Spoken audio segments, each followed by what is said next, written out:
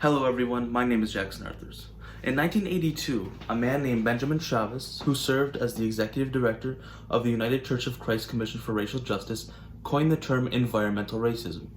During a speech in North Carolina, he defined the term as racial discrimination in environmental policymaking, the enforcement of regulations and laws, the deliberate targeting of communities of color for toxic waste facilities, the official sanctioning of the life-threatening presence of poisons and pollutants in our communities, and the history of excluding people of color from leadership of the ecology movements. This means that policies regarding industrial areas unfairly target blacks and African Americans. Environmental racism is closely related to environmental justice, which is a movement that emerged in the 1960s. African Americans began to protest against the racism against industries that cause pollutants, toxic waste, and lead poisoning. Studies also show that over half the people that live close to these industrial areas are people of color. In 2018, a study was published in the American Journal of Public Health, with results that stated, for particular matter of 2.5 micrometers in diameter or less, those in poverty had 1.35 times higher burden than the overall population, and non-whites had 1.28 times higher burden. Blacks specifically had 1.54 times higher burden than did the overall population. These patterns were relatively unaffected by sensitivity analysis, and disparities held not only nationally, but within most states and counties as well. The study concluded saying, disparities in burden from particulate matter emitting facilities exist at multiple geographic scales. Disparities for blacks are more pronounced than our disparities on the basis of poverty status. Strictly socioeconomic considerations may be insufficient to reduce particulate matter burdens equitably across populations. For example, Flint, Michigan. You might have seen the movie Roger and Me, a documentary by Michael Moore. In the movie, he addresses how the company, General Motors, began laying off its employees in the 1980s, and how this sunk the city into crime, debt, and depression. In 2014, the Flint water source was contaminated. It was later found that workers failed to apply corrosion inhibitors to the water. This caused lead to leak into the water and caused high levels of the heavy metal neurotoxin to poison over 100,000 residents. Most were African Americans and impoverished. Much of Flint is divided between poor and wealthy. According to the U.S. Census Bureau, Black or African Americans make up 53.7% of the population, with most living in poor, polluted, and unsanitary conditions. It was later found that the administration of Flint purposely ignored problems in the African American communities. In 2016, the New York Times ran an article, A Question of Environmental Racism in Flint.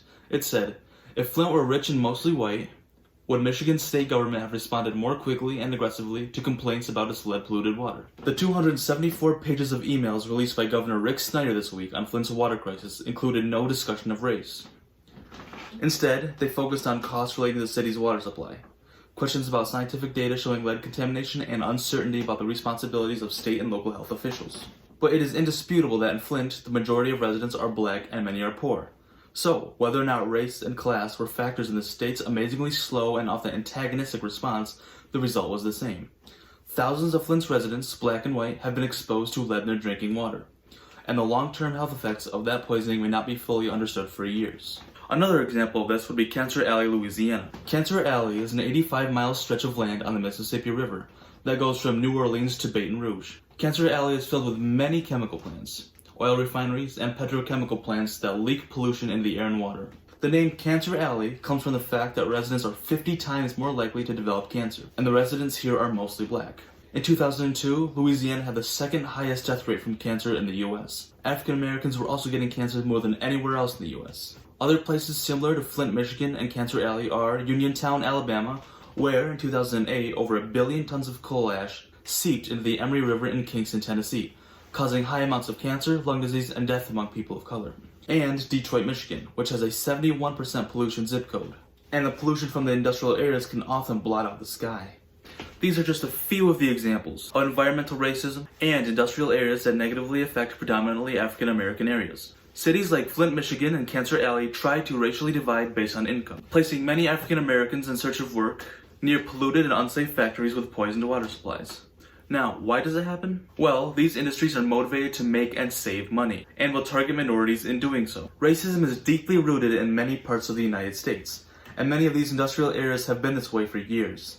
There is very little legislation to prevent pollutants and hazardous chemicals from affecting these residential areas. While the factories make money, the residential neighborhoods sink into poverty. Many companies or corporations seek cheap land and bodies of water where they can build their factories. Climate change is also a major factor in environmental racism, which adds to the problems faced by minorities in industrial areas.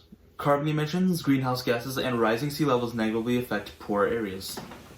How can we solve this problem? Well, we can start by analyzing the areas with environmental racism, advocating and spreading awareness of this problem, and pushing to create environmental equality. New legislation and laws can be created to eliminate pollutants and hazardous chemicals in these areas, along with improvement in air, water, and land quality, and improvements in housing and residential areas. Also, cheaper healthcare can be provided to those affected by this problem, along with a raise in wages. Many of these communities, neighborhoods, and residential areas don't have the political or financial capabilities to make a change, which is why they need help. Thank you for watching. Please be sure to like, share, and subscribe, and leave in the comments how you think we can solve the issues of environmental racism.